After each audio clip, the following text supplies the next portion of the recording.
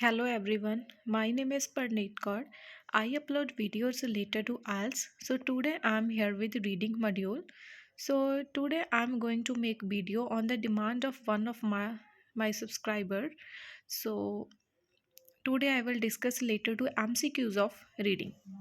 तो जो आज हमारा रीडिंग का पैसेज है वो है keep a watchful eye on the bridge. तो आज मैं आपको MCQs multiple choice question solve करने बताऊंगी।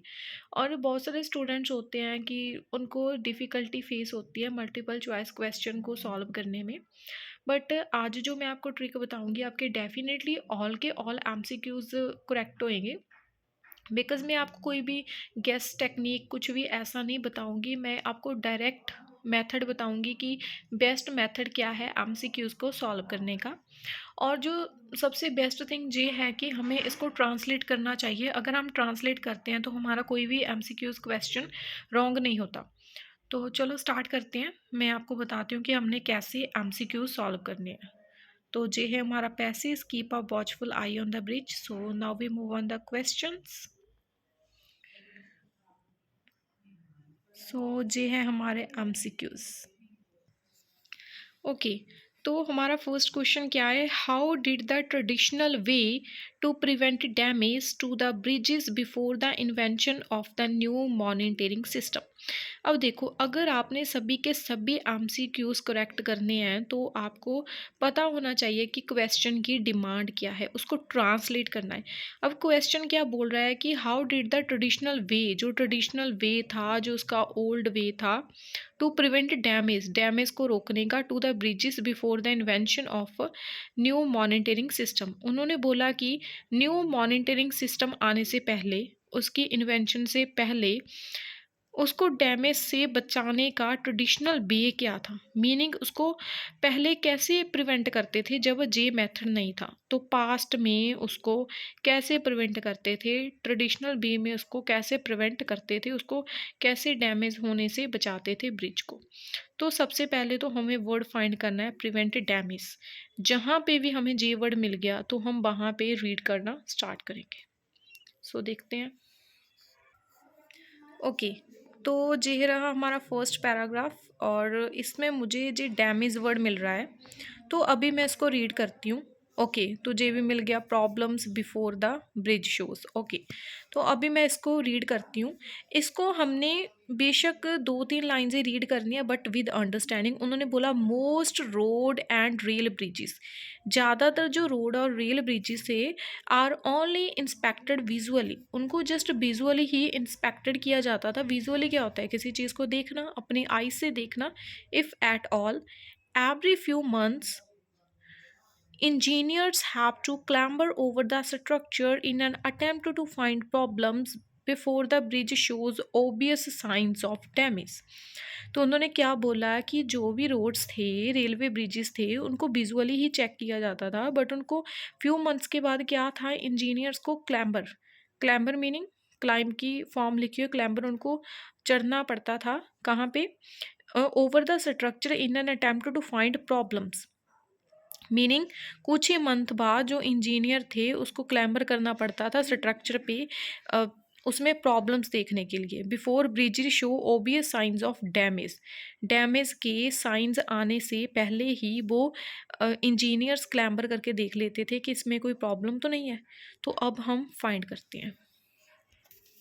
ओके, तो ये रही हमारी ऑप्शंस। हमने क्या रीड किया था कि इंजीनियर्स को कुछ मंथ बाद उनको देखना पड़ता था क्लाइंब करके कि उसमें कोई प्रॉब्लम तो नहीं है। तो फर्स्ट है bridges have to tested in every moment on 2 points. देखो, हमने ऐसा कुछ भी रीड किया एवरी मोमेंट, नो, उन्होंने बोला कुछ मंथ के बाद।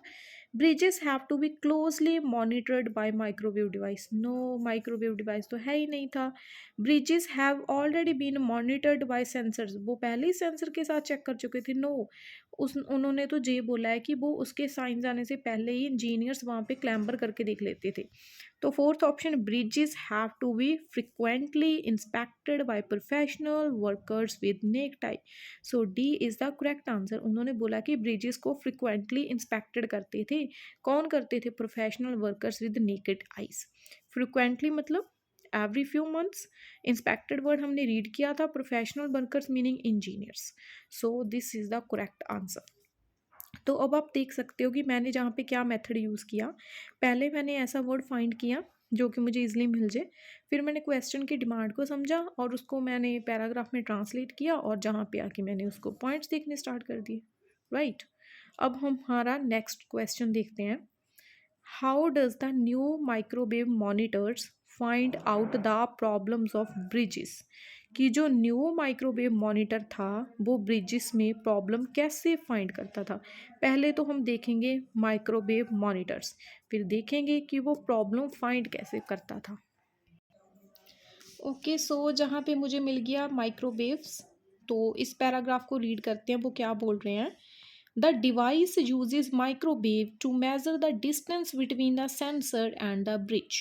उन्होंने बोला माइक्रोवेव को क्यों यूज़ किया जाता था, सेंसर और ब्रिज के बीच का डिस्टेंस देखने के लिए। बट हमने क्या देखना था कि वो मॉनिटर आने के बाद ब्रिज में प्रॉब्लम कैसे सॉल्व करते थे। Much like radar does says Albert Milgori a Los Alamos physics. So ये तो उन्होंने वैसे ही बता दिया, जो हमने बात रीड की थी उसके साथ साइंटिस्ट का नेम बता दिया। अब हम जहाँ पे देखते हैं any load on the bridge, उन्होंने बोला जब भी कोई लोड पड़ जाता है ब्रिज पे, सच एस ट्रैफिक, जैसे कि ट्रैफिक इंड्यूसेस डिस्प्लेसमेंट्स। उन्होंने बोला कोई भी लोड ब्रिज पे पड़ जाता है जैसे कि ट्रैफिक, तो उसमें डिस्प्लेसमेंट्स आ जाती हैं। Which change that distance as the bridge moves up and down, जिसकी वजह से क्या है ब्रिज ऊपर नीचे होने लगता है। By monitoring these moments over several minutes, the researchers can find out how the bridge resonate. उन्होंने बोला ब्रिज पे कोई भी लोड पड़ता है जैसे कि ट्रैफिक होगी तो उसमें डिस्प्लेसमेंट आ जाती है, जो ब्रिज है वो ऊपर नीचे हो जाता है, ठीक है। तो उस मूवमेंट से रिसर्चर को पता चल जाता है। जैसे कि नॉर्मली सी बात है, मान लो कि कोई भी ब्रिज है, कोई पुल है, आप उस पर जाते हो, अगर उस पर ज़्यादा वेट आ जाएगा तो वो ऊपर नीचे हो जाएगा, ऊपर नीचे हो जाएगा तो वो उससे जज कर लेते थे, ठीक है। तो लेट्स सी, अब हम ऑप्शंस देखते हैं।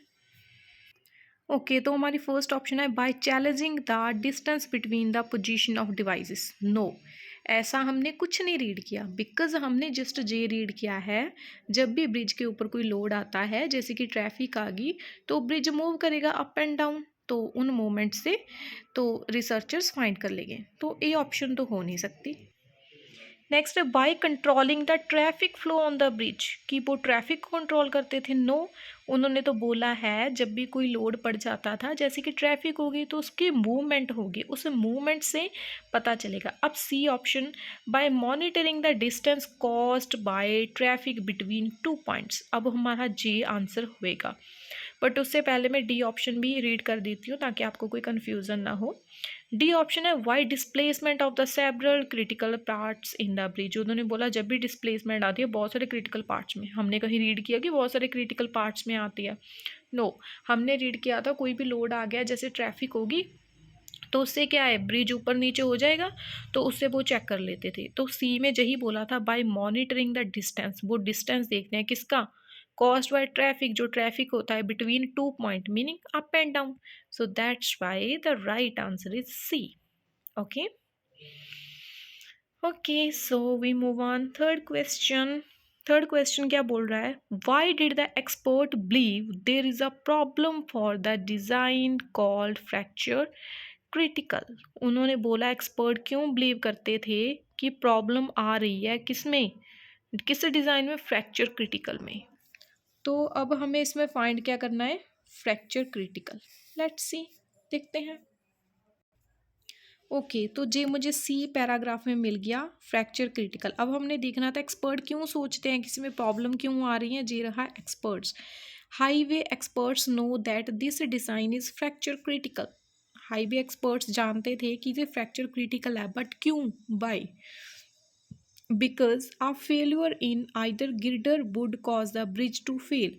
उन्होंने बोला कि जो ग्रिड है, जहाँ गिरडर जो भी उन्होंने लिखा हुआ है कि उसमें फेल्योर आ जाता है और जिसके कारण ब्रिज भी फेल हो सकता है, उसमें फेल्योर आ जाता है और जिसकी वजह से ब्रिज भी फेल हो सकता है। तो हमने टू थिंग्स रीड की हैं, ब्रिज फेल हो सकता है गिरडर की फेल्योर की वजह से।